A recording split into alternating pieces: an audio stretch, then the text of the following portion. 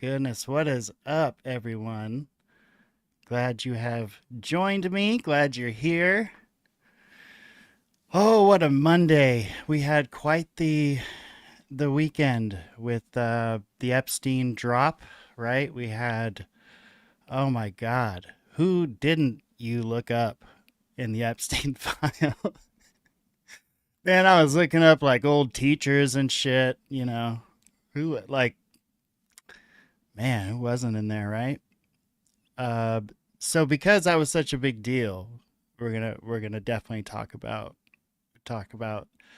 that, but we're gonna relate it to this weirdness with Epstein's communication and connection with the science community.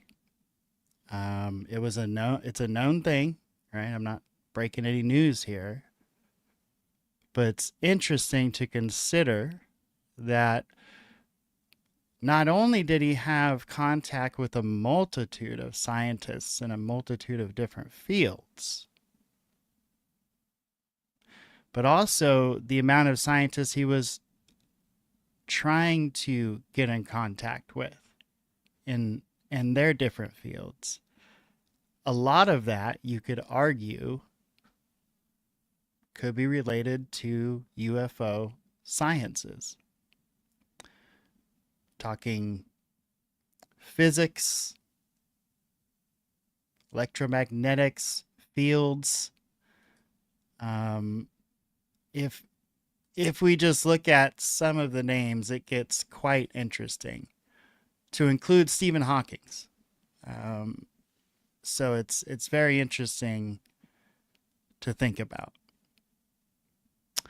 We're going to talk about USOs, underwater submergible objects. So like your UFOs, your flying objects, your UAP is your unknown anomalous phenomena, and your USO is underwater.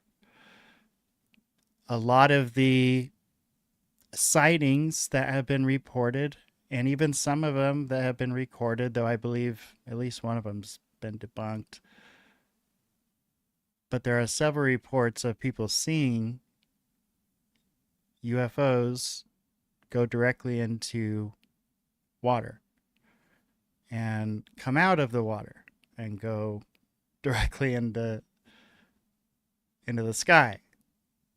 So we're going to get into that a little bit, into what that means, who's pushing that narrative, and maybe it's an example of what that science would actually look like. And though there's not a ton of data on current UFO and UAP reports, meaning for 24 and 25, we are going to we are going to look at reports going down, and is that a result of us actually I'm sorry, is that a result of them not being there, or our sensors and the data that we collect not catching them? In other words, what if the Navy or the Air Force says we don't want our pilots seeing that sort of blip on their radar anymore? We're going to consider that not a thing. And so they take it off the radar. Because a lot of sightings that pilots see, they're referring to their systems and their sensors.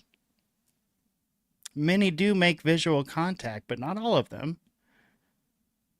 All of them, I believe, for the most part, catch something on their sensors, for the most part. Speaking in generalities here.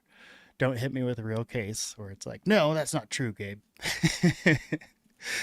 We speak in generalities just because it's easier sometimes. But anyway, so if they take that if they put AI into these sensors and they say, don't detect that thing anymore,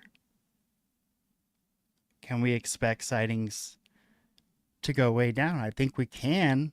And have they done that already? So, some pretty interesting stuff to consider on this episode. We're going to start out with the lighter stuff, and then we're going to work into the Epstein stuff. But we're going to start with these USOs because Steve, and I got you, Steve. Don't worry. Steve wants to know if I can explain USOs again. So yes, it's underwater submerged objects, something like that. Yes, underwater, under the ocean, where it's rumored there's alien bases. It's rumored there are portals. You know, I saw The Abyss. I remember The Abyss. I don't know if y'all saw The Abyss. Fantastic movie. If you have not seen The Abyss, I highly, highly encourage it. Great film. It's a great film. Um, and we have not explored the majority of our oceans. This much is true. And we do have at least one admiral that I know of, Tim Gallaudet, and the testimony of Alex Wiggins. Now, Gallaudet says, you know, he's had multiple reports of this stuff all across his time in the Navy. And Wiggins had the one interaction that he testified to, but like totally blew his mind. And the thing that stuck with me about Wiggins' testimony was he just felt like they didn't have a way to report this. Like they didn't have a process or procedure for, you know, when they were seeing these kinds of things. And that's like really what Wiggins was worried about. Wiggins probably one of my favorite whistleblowers to come forward. You know, he came out, he gave his testimony, back to work. Wasn't anything extraordinary. He was completely honest about what he saw. Didn't try to blow it out of proportion. Didn't try to not blow it out of proportion. Just reported it as he saw it. And what he saw clearly, you know, blew his mind.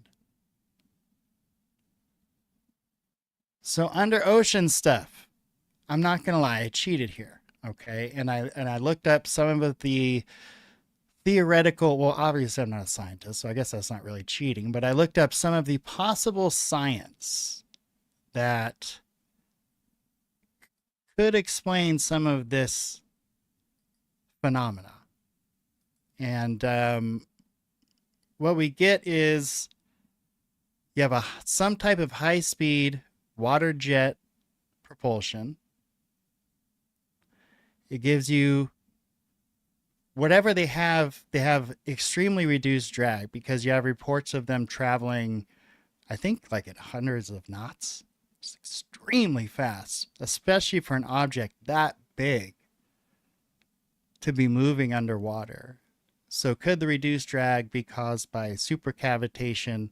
In this model, that's what is proposed.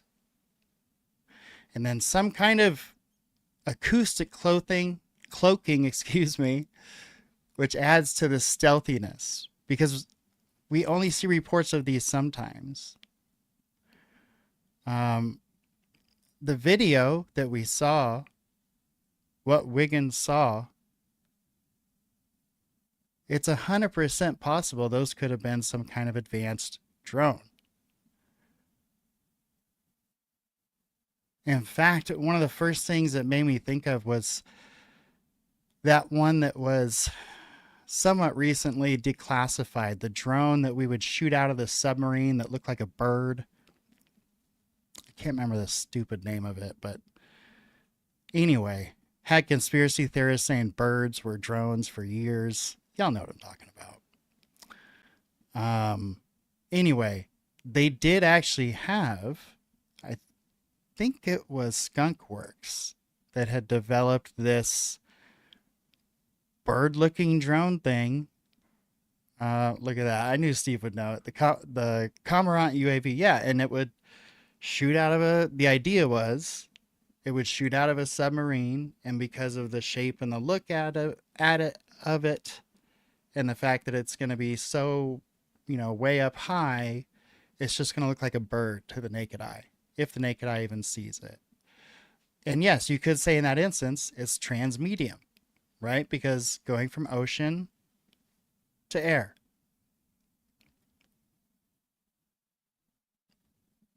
So if we could develop something like that, and we're talking about if UFOs are out there with this advanced technology, I don't think it would be a stretch for them to be using the ocean. I don't know about alien bases and portals and stuff like that, but I do know a big amount of the ocean is not explored. And I know that water, I don't know, it can be a good place to hide if you needed to hide. Yes, that's a great point Steve brings up there. The transmedium drone from back in the day. That was actually 15 years ago that we had that technology. Crazy. Crazy. So when you hear DARPA and the military say 20 to 40 years ahead of where us civilians are as far as technology goes, it's true. I know I worked in communications, it was true. I was a very low level person, but I worked in radio communications. And even the equipment we had was way above what civilians had available to them, way before it was ever available to them.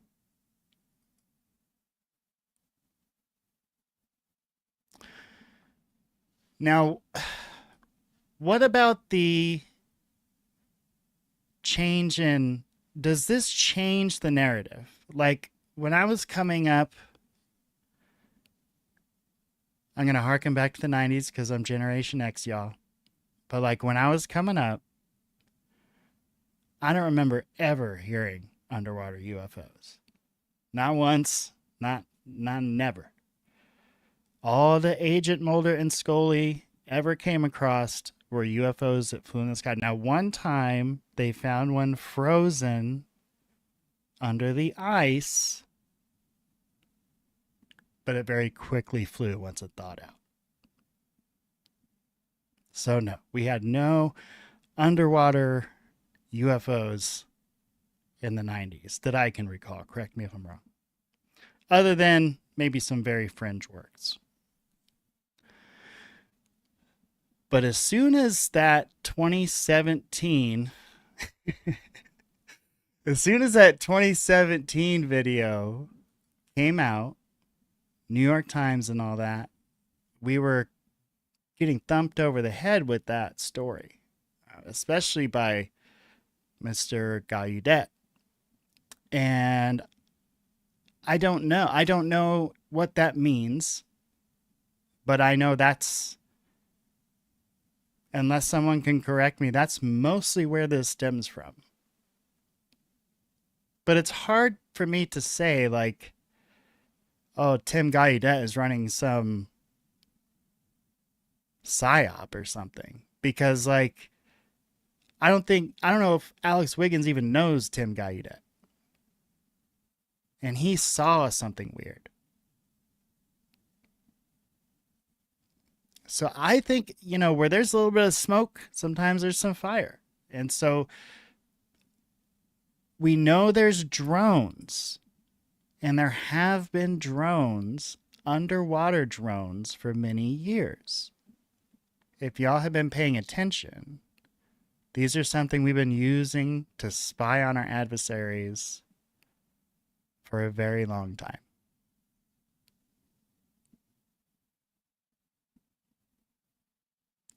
So, the ocean's big. We don't have the ability to ping everything in the ocean with radar and just be able to see everything that's there. We haven't even explored 70% of it. So yes, we we use unmanned vehicles, underwater unmanned vehicles to spy. And we've been doing it for a very long time. And it happens to us. It gets done to us as well. Does that explain UFO or I'm sorry, USOs? Nah, I'm not going to say like that's all the USOs are. I mean, there's just too many crazy reports. And then, like I said, the video that Wiggins, I'm sorry, Jeremy Corbell presented, but it was clearly the the sighting that Chief Wiggins had that just probably couldn't legally make that connection or whatever. So I do think there's something there. The what we hear about the USOs when they're transmedium devices are transmedium craft, and when they enter the water, there's typically not like a splash reports of it slowing down. They just kind of like go right into it and keep the same speed, which is crazy. No cavitation. Um, so these are all technologies that we know we've been working on.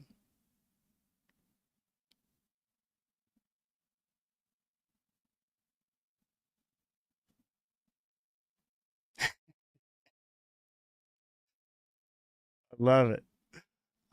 So yeah, so we know that stuff we've been interested in for a very long time. And could we have achieved it? And just like a lot of these UFO reports, could a lot of these USO reports be cover for some advanced technology that we have that may be transmedium? What do y'all think? I don't know.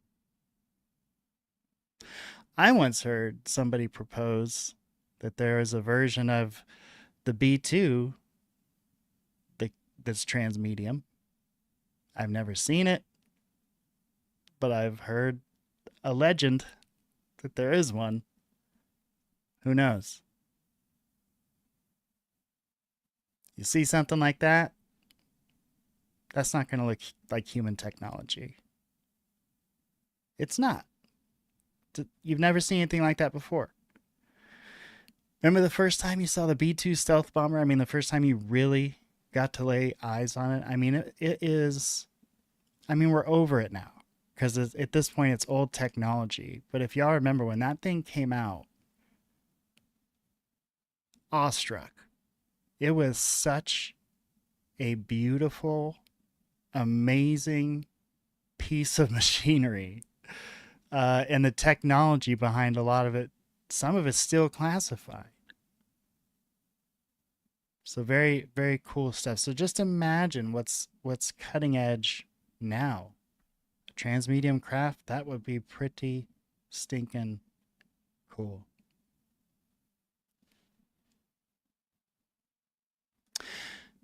So I think it could go either way. I think it could be even a mix of both, like we have in the UFOs, right? Clearly we have a mix of genuine, real reporting of people that have experiences with craft and orbs and other anomalous phenomena, which I believe is why that term was changed. Because when we say UFO, we think of flying object, but oftentimes it looks like an orb, it looks like plasma, it doesn't always look like an actual craft. Sometimes it does. Sometimes it looks like a tic tac. Makes you think your breath stinks or something. It's weird. So it could be both, I think. It could be both things, just like with UFOs. Okay, I mentioned this earlier. Sensors. right? So we have all these advancements in sensors, and we have all these advancements in AI. And so it's very easy, I think, to make the conclusion, to jump to the conclusion that once it's decided that a certain aerial phenomena can't or generally does not cause any kind of harm, or can't cause any harm to the pilot or the craft. And I'm not kidding, probably the way these generals think, they're more worried about the craft than the pilot. But nonetheless, I digress. Either way, if they decide that, you know what, when the radar picks up this thing, the pilot loses his mind. But there's never anything there. We never make contact. You know, Ryan Graves said it himself. As soon as they installed these new systems, you can go back to the Rogan podcast and listen to it. As soon as they installed these new systems, they were getting these things popping up all the time on their radar. So, what happens when the Air Force, Navy, Department of War decides, you know what? We don't want the headache. Nothing's happening when they see these things. Let's just tell our systems, if they see these things, log it, but don't pop it up for the pilot to see, right? Like, put it in the black box or whatever, but we don't need to make the pilot aware of something that is going to have no effect on his aircraft, no effect on him, other than to mess with him a little bit while he's flying. Could that, and this is the really crazy part, could that be an operation to get us to turn those sensors off, or that part of those sensors off? Who knows? But at any rate, once they don't see them, they're not going to report them. You're not going to report something that doesn't come up on the radar. And the bulk of pilot reports come from these sensors and these radars. So if your radar, your sensor is not telling you about it, you don't have anything to report unless you see it with your eyes. And it's more rare for these pilots to actually verify this stuff with their eyes. That is why the Fravor story was such a big deal, because we had the video and we had the systems and we had his eye contact, his actual line of sight. He saw the actual craft. So that made his story a little above some of the rest of these pilot stories, because he's not just relying on a system for his sighting or a gun cam for the sighting. It's all of the above with his eyes as well. All right. So, oh, you know what I forgot here, folks? I'm so sorry. So Dan Farah was just on the Bill Maher podcast, Club Random podcast, and I'm going to play just a bit of that for just a moment here. This is going back to the USOs. This is about the USOs. Other life here, and it's in the ocean. And a number of the people in my film go on the record about the UAP activity in our oceans. Even, from senior members of Congress to intelligence officials, they talk about technology that's not from here, that's otherworldly, that has been seen coming in out of the ocean and into the ocean. And then in conversations I've had outside of the film, people have told me about activity that's been tracked by our submarines that's just absolutely bonkers, like massive crafts moving at crazy speeds under the water, going past our submarines. So there's a real situation.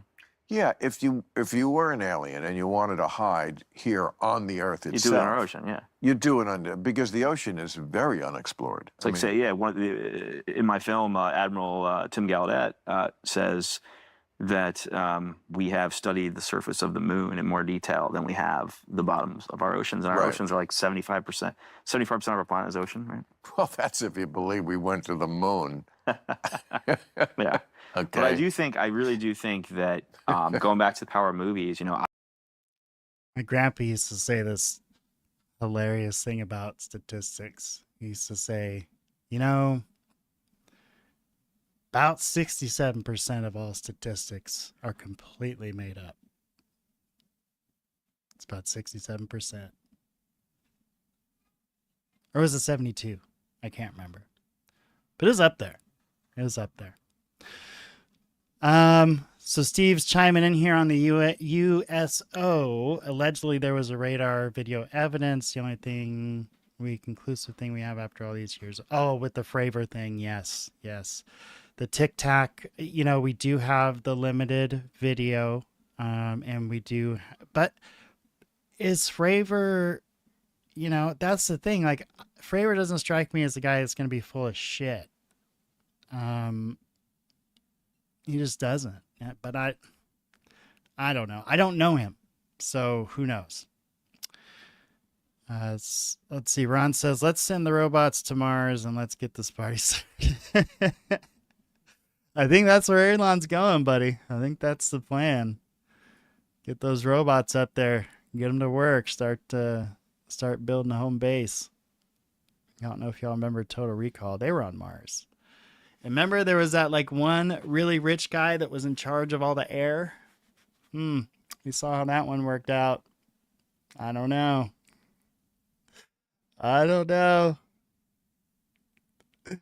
Okay. So, that was really the only point I wanted to make about sensors. And I know it's a short segment on sensors, but I think that's something we really need to think about. I just wanted to put it out there in the ether that, if we're turning the sensors off to track these things, and we're going to not be getting as many reports of these things. And has that already happened? Like, has the Department of War, Department of Defense, whatever, has that already happened? Like, have they already told people, or I'm sorry, told the companies, right? These tech companies are usually ones that sell these radars and sensors. Here's the setting we want. We don't want these, whatever these things are, we don't want them popping up anymore. We just want the reports getting logged or whatever so the pilot can't see it. That's not going to be hard for them to do. Technology's wild now, y'all. It's wild. I mean, it's wild. And that's really kind of the headline of this episode, right? Is Epstein's interest in the sciences. It's not. Look, I don't like covering this stuff with Epstein because I feel like it takes away from just the terrible human being he is.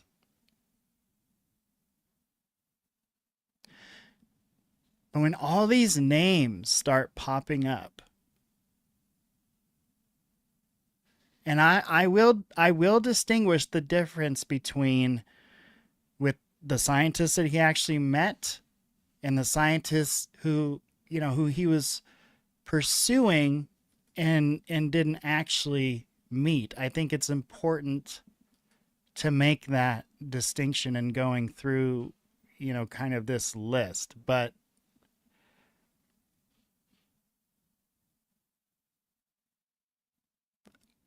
I know he had interests in, what was it, some kind of genetics thing where he wanted to have like 1 million kids or something. I mean, I'm exaggerating, of course, but from what I understand, he purchased this compound in the Southwest where he wanted to use genetics to kind of make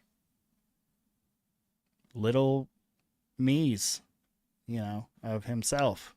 I think obviously it's more complicated than that. It involved having to get women pregnant and things like that. But it was some kind of thing he was interested in. And so, what I find disturbing with this is that a lot of these guys actually met with him on more than one occasion.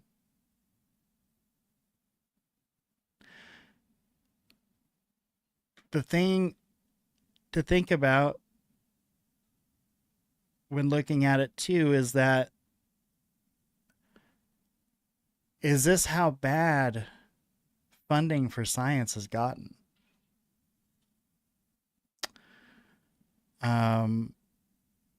That these scientists will potentially put themselves out there with these sometimes known shady characters because they need that funding for their research.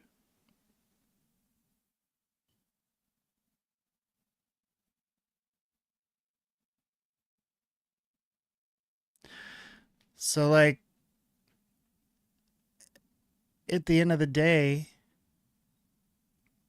it's just coming down to money for so many of these people. And, like, I am not a communist. Like, I'm a capitalist. I believe in capitalism. I think it's the best system we have out there. Um,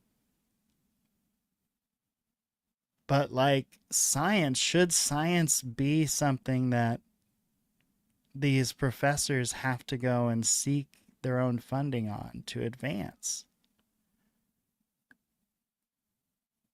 Is it that bad where it's that hard to get government money for research that they have to reach out to these sleaze bags, or at least consider taking meetings with these sleaze bags just because they need the funding?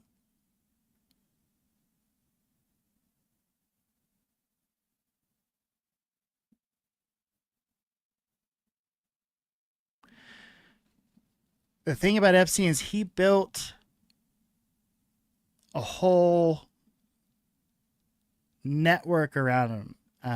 Oh, look at it. See, Steve's so great. He's even ahead of me. It says, a rich guy forming a cult around himself who wants to change the world with his own genetics. Doesn't get it. Yeah, exactly. Are we talking about Elon? Yeah, we could be. We could be. Yeah, there. See, Ron, look at that. University of Alberta wants to be good. I mean, money, money, money, money, money, money, money. And I don't blame the university or scientists for trying to get funding. But is it that bad that they have to take meetings with Jeffrey Epstein? Many of them, well, not many.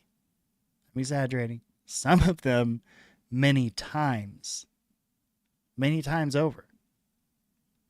Didn't just meet, went to the island, hung out.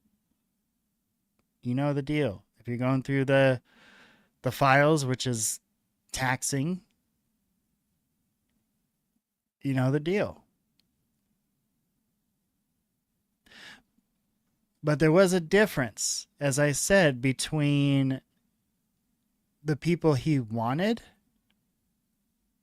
and the people he actually did meet with. And the names are already out there, so I don't think I'm putting anybody on blast. But I'm going to make it very clear, like, these are people that met with either in meetings, events, flights, or hosted gatherings with Jeffrey Epstein. The top of the list is crazy, y'all. Stephen Hawking.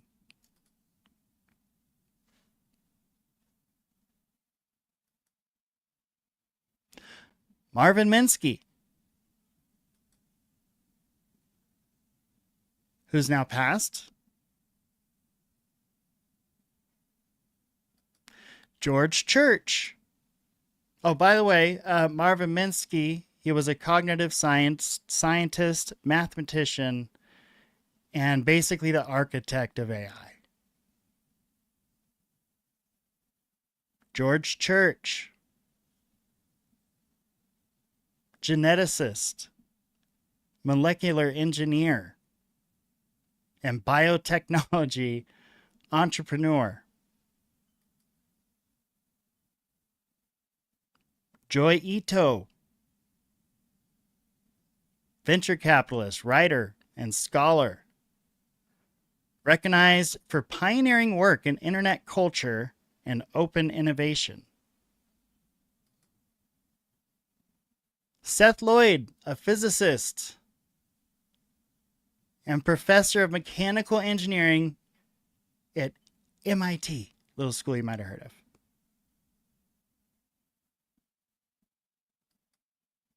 Lawrence Krauss, theoretical physicist, cosmologist, and science communicator. Nathan Myhrvold, technologist, inventor, author, and culinary inventor. He was the first chief technology officer at a little place called Microsoft. John Brockman, literary agent, author, and cultural impresario, whose best work is known for bridging the worlds of science and the arts.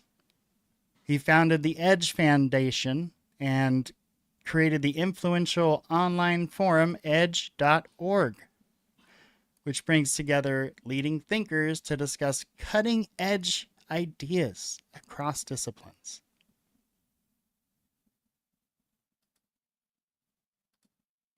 We got good old Alan Dershowitz, who's a lawyer, an author, and technically a scholar.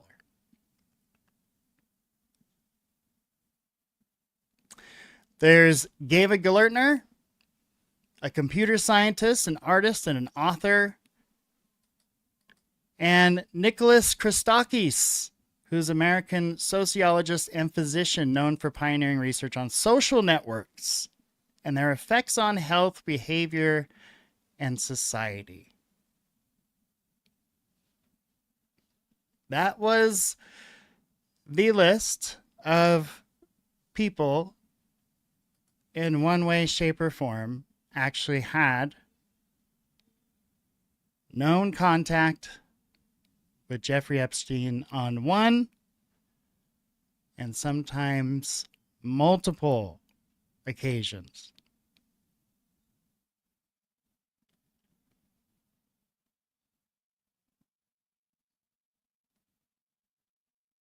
And you could, if you didn't pick it up by the list of names, you've got geneticists, you've got engineers, you've got physicists, cosmologists.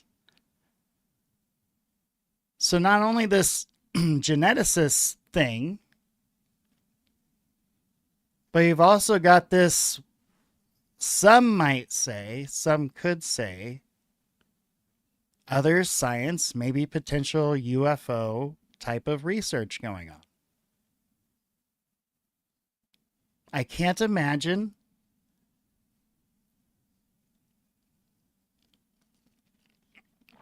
a world in which you meet with all these individuals and never have a conversation about UFOs or UAP or paranormal phenomena or the afterlife or what have you.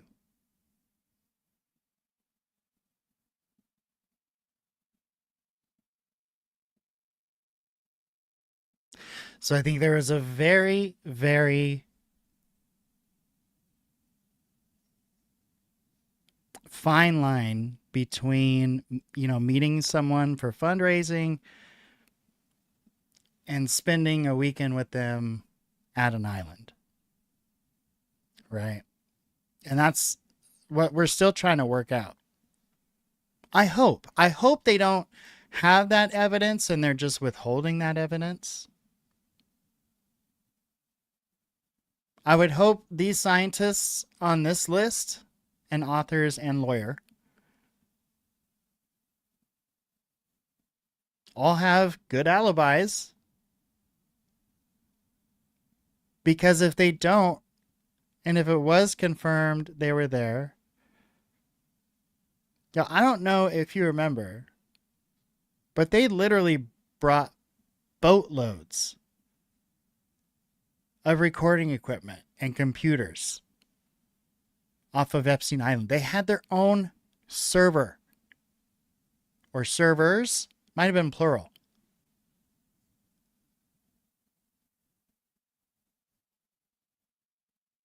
I'm guessing there's a lot of really damning evidence on that. And I keep bringing this up because people keep acting like they forgot.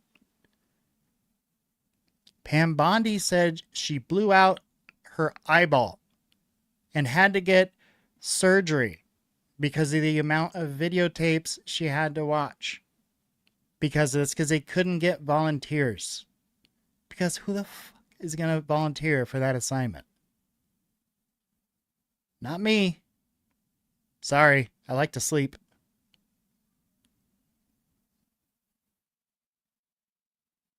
Some bullshit going on.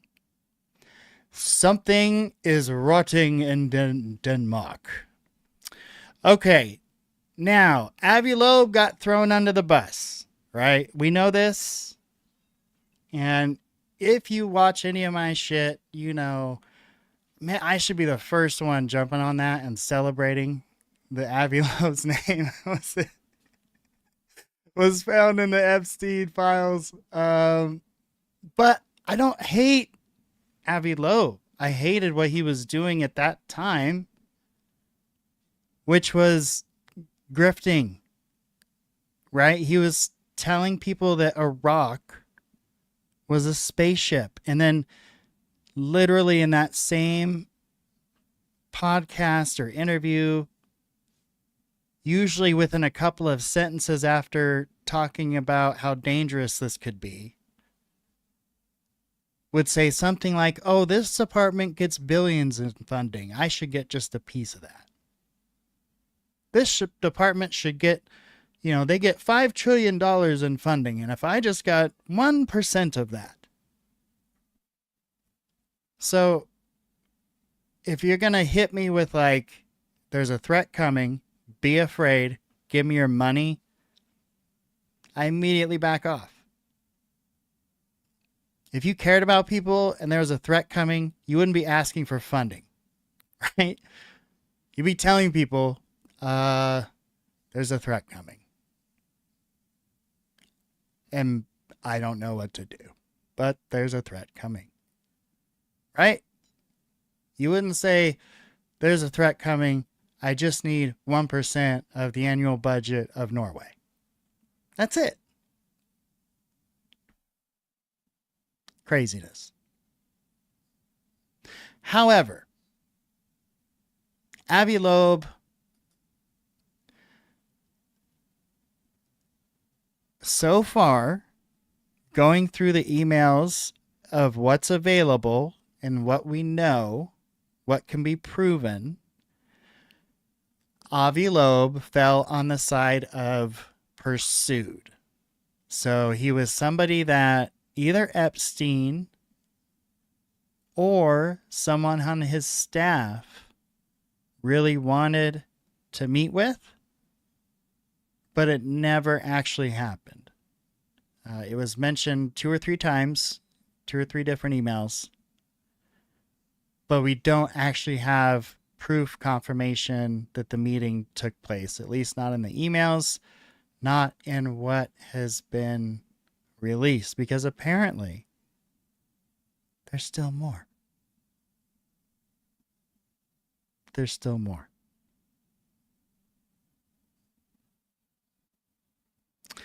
Brian Greene, who's another scientist who we know Epstein was pursuing, but we don't have confirmation he actually met with. Stephen Wolfram, and Eric Weinstein, another big name on that list, where there were mentions of meetings, but they never actually materialized to meetings that we know of so far. And this is the problem. Why are they releasing this in stages and being unclear about what they're releasing and being unclear if it's everything? The whole thing, at least as far as I can tell, smells fishy, because it is fishy, because many of these power players were involved and they can pull the strings. They're that high up, y'all. They're that powerful. They can pull the strings on the algorithms. They can pull the strings on the reporting. So they can literally turn your neck so you're looking at something else. It's very easily done for some of these folks. One of the scientists that Epstein did meet with, one of them invented AI, essentially, at least the concept of it. And one of them, their specialty was social engineering. Social engineering.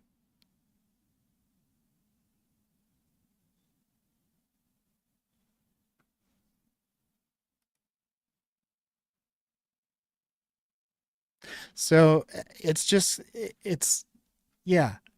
not good what we're seeing come out. He had these gatekeepers, right? And you'll start to see this as I assume you're going to go through this stuff. Don't, if you don't have to. But there was this network and gatekeepers that were used to access to some of these people. So John Brockman was a key player. The Edge Foundation was a key player. MIT Media Lab, key player. And Harvard University would come up quite a lot. Now the Edge Foundation, that's one probably hadn't heard of. I had to look it up. It's a nonprofit organization, an intellectual salon founded by John Brockman in '88. It became known for convening leading scientists, thinkers, and artists to explore cutting-edge ideas about science, culture, and the future of knowledge. The online platform edge.org.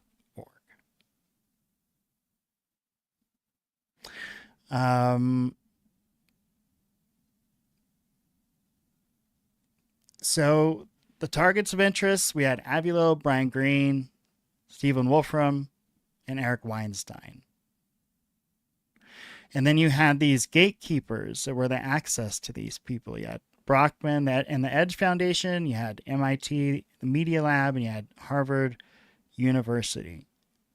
So they would provide or close the door to access to these billionaires.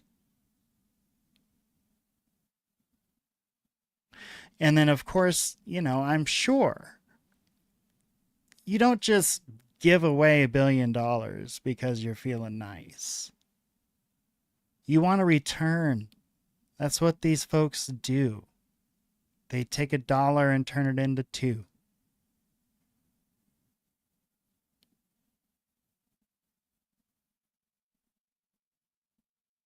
So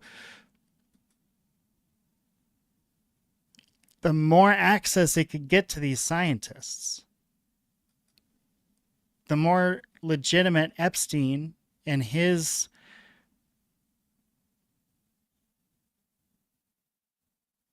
projects, whatever he's getting into, it bears more legitimacy to that. Because it's not just like, oh, I have Abby Loeb speaking at this fundraiser. It's, I have Abby Loeb, professor of Harvard, speaking at this fundraiser. And there's that association instantly. And all of a sudden, your legitimacy is raised.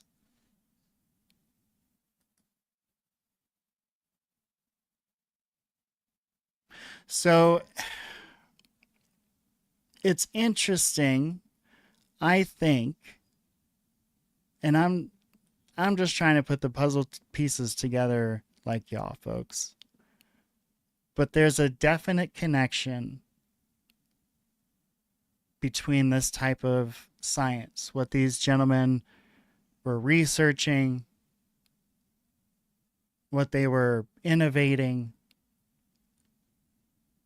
It was cutting edge, or in some cases beyond cutting edge stuff. And why would Epstein be so involved and so interested in that particular field of interest?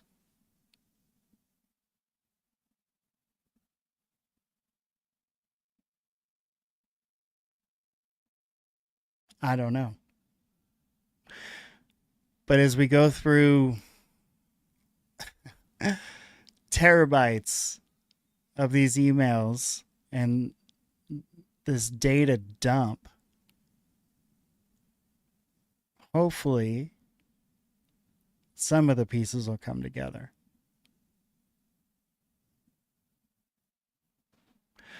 But what that man is responsible for, the lives that he was responsible for ruining,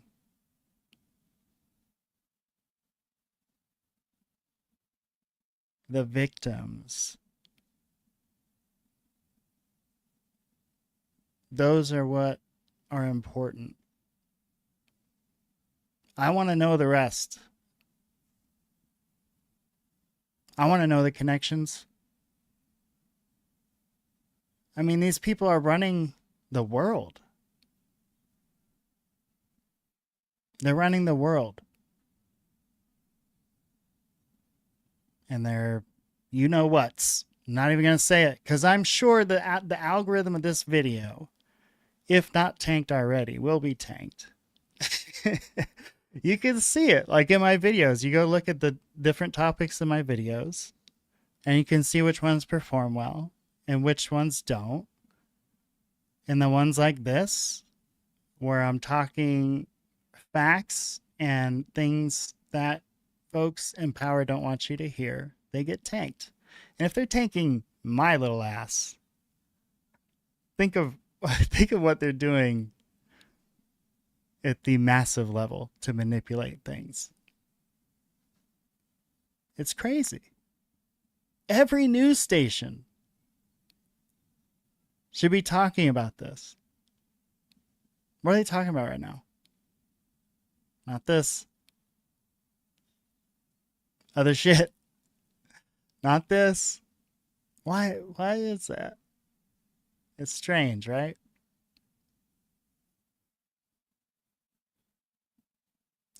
Let's listen to Mark. Mark is Jeff's brother. I think this is just about a minute of audio on Piers Morgan. This was, I want to say, 3-4 years ago. Do you believe? Obviously, Jeffrey, your brother, had relationships, friendships with many of the most rich, famous, powerful people in the world. Do you believe that, you know, let's take this theory to a conclusion here? Do you think that one of those people who may have had a vested interest in shutting him up and not talking about what he knew about them potentially may have played a part in his death. Yes, that's what I think happened. And then you have to question, out of the rich and powerful people he knew, who would have the ability to pull something like this off? That's another question. Who would have the ability to plant somebody in there if that's the way it was done? Who would have the ability to have the Justice Department come up with this, pardon the language, this bullshit report? In the Justice Department report, it just says that it was declared dead by the pathologist. And Mark had HBO used to have this show called Autopsy a long time ago. And the pathologist from that show actually looked at Jeffrey's body and said it was pretty clear that he was, murdered. It wasn't what they said had happened. And then, yes, you have to ask yourself, if that's the case, who can manipulate cameras at the Department of Justice and send in a hitman at the Department of Justice? That is pretty wild. I think it was clear they were hoping this first guy he got thrown in there with would snap and do something to him, I think. That's all my conjecture, okay? But if you look at the things this guy has said in some of his interviews, I think it was like they were just hoping this guy would, at the very least, beat him up.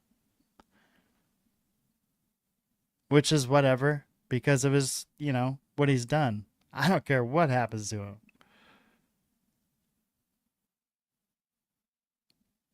But that didn't happen. That didn't work out. I can't remember how he got the roommate out, but somehow that roommate got replaced, or they became friendly and then they got rid of him, or something like that. I can't remember exactly. It was several years ago, y'all. But then he just does it himself in a cell by himself. I don't think so. I think he's the kind of guy that would, sing like a canary, to be honest. Just strikes me as that kind of dude. I don't know. A person that picks on... Yeah. Yeah. They don't seem like they would have enough balls to do that, to be honest with you.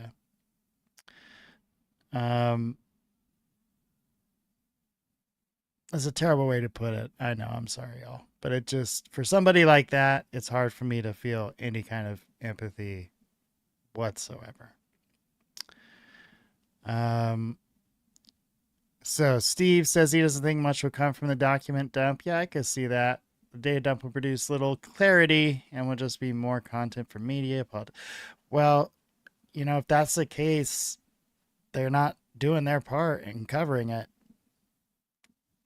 I mean, to me, it was crazy. They had dedicated more hours yesterday, as far as I could tell, to Grammy coverage than the insane amount of people that have been implicated just in this recent document dump. And some of the stories and the implications of some of the stories, if it's bait, they're not taking it. I don't know. Sure doesn't seem that way.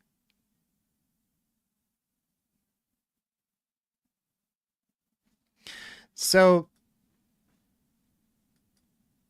was this all for his genetic stuff? Was this all for his, I don't know, bullshit?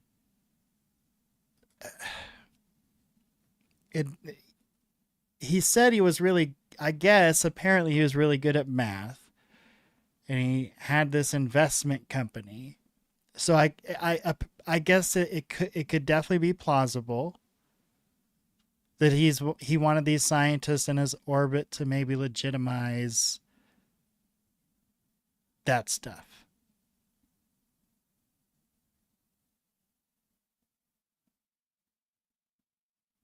Or could he have been trying to create a breakaway civilization? You get all the money, all the smartest people, the most powerful people, and you take off.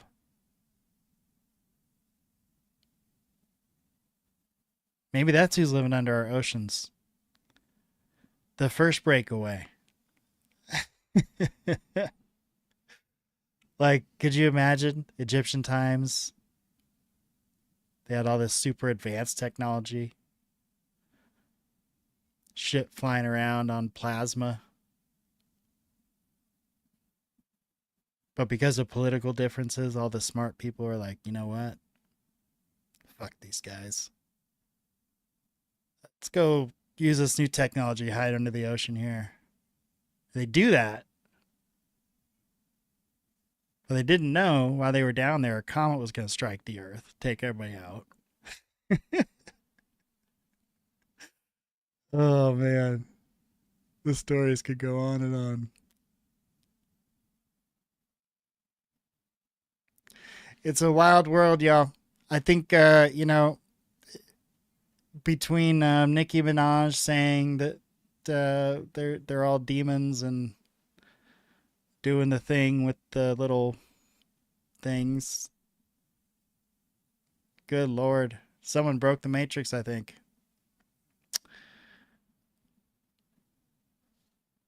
Yeah. The story of Moses floating down the Nile River in a basket was just a metaphor for a USO. Exactly. Exactly. You have to read between the lines, y'all. You have to dig deeper into those verses. Okay, now I do want to, though, because this is kind of extra creepy, go over this email that literally has like zero context other than it was sent Thursday at 8:13 in 2010. It was sent from gvacation@gmail.com. And so just got a note from Bob. In fact, let me get the bigger copy opened up here. I'm not going to be able to read it.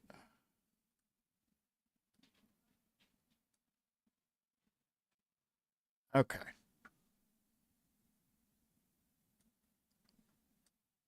Just got a note from Bob Peary, who asked me if I thought Murray Gell-Mann would make a good candidate for the Zodiac.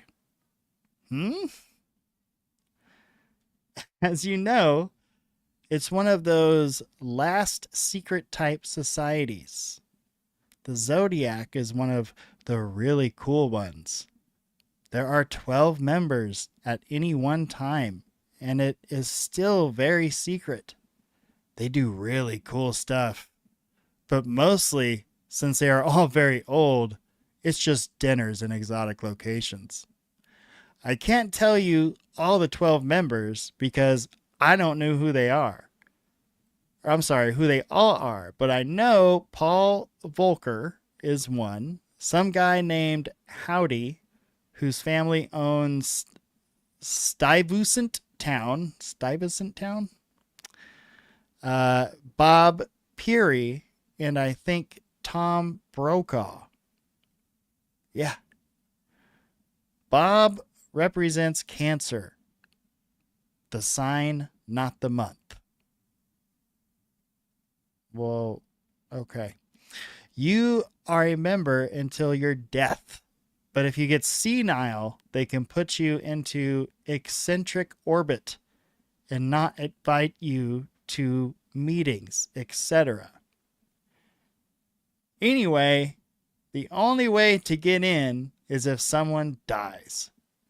There are obviously no minorities or women allowed. Obviously. Anyway, let me know what you think. Finally, leaving West Africa tonight. Finally, Let me know when you get your postcard. You will hopefully laugh a lot. Miss you. What the fuck? What the... I'm not kidding. This is all the concept, all the context. It shows the email it got sent to. It doesn't say who it's from. Thursday night at August 12th of 2010. Or I'm sorry, Thursday morning, 7:30 a.m. And the subject is Murray. So yeah, I mean, could this guy be interested in a breakaway civilization? I don't know. He's getting emails about joining secret powerful clubs and shit. I don't know. But I think that the group of scientists, the problem here is that scientists can be exploited. Right? It's not like these scientists didn't hear the rumors about Jeffrey Epstein before they hung out with him. Are you fucking serious? They knew who this guy was. It wasn't a mistake. Why do you think some of the guys, they couldn't get to hang out with him? Here's a billionaire, supposedly genius mathematician. Why wouldn't Avi Loeb meet with that guy in a heartbeat? Could it be because there's rumors flying around about this guy? Give me a break. It's not guilt by association.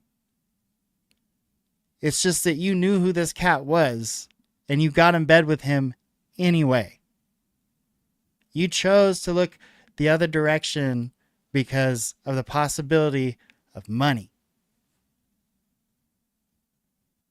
It's what y'all did.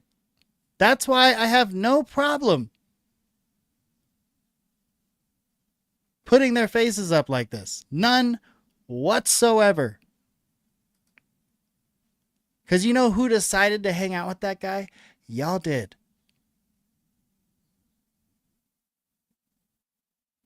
Nobody else told you to hang out with that guy.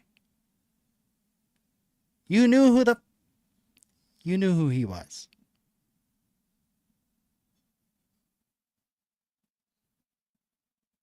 Oh, bullshit.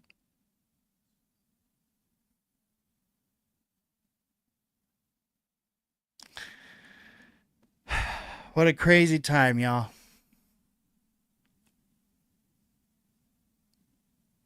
I feel like the least I can do in this moment is due diligence and at least try to share with y'all some of what I find. I can tell you right now, these dudes on the screen and even more. Even more. I didn't put one of the dead guys up. But there's more than this.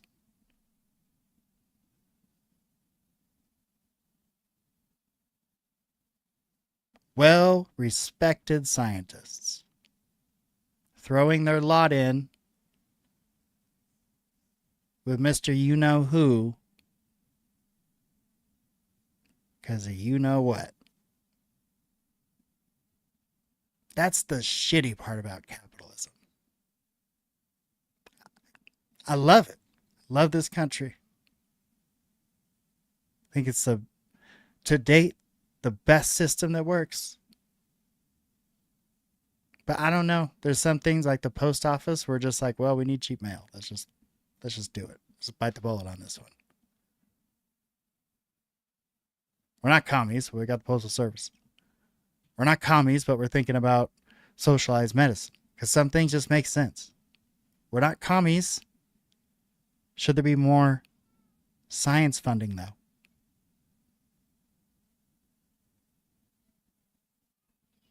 Because these guys are willing to risk hanging out with that douchebag. It's not going to stop with him.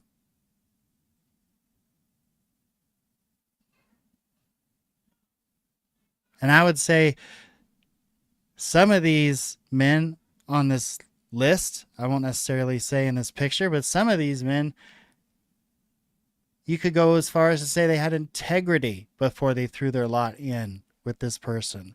So their integrity was actually compromised.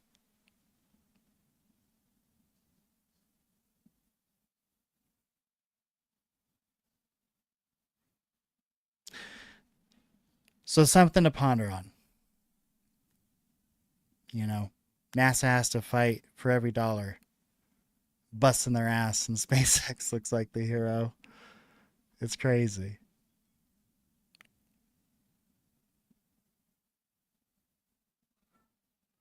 At any rate, I'm going to wrap this one up. I hope you all have a fantastic evening. Thank you for hanging out with me again on this UFO episode. And we will do it again. Obviously, we're going to have some episodes on this jackass over the next couple weeks. Not by choice, but I don't know. Because I feel obligated to some level to do it.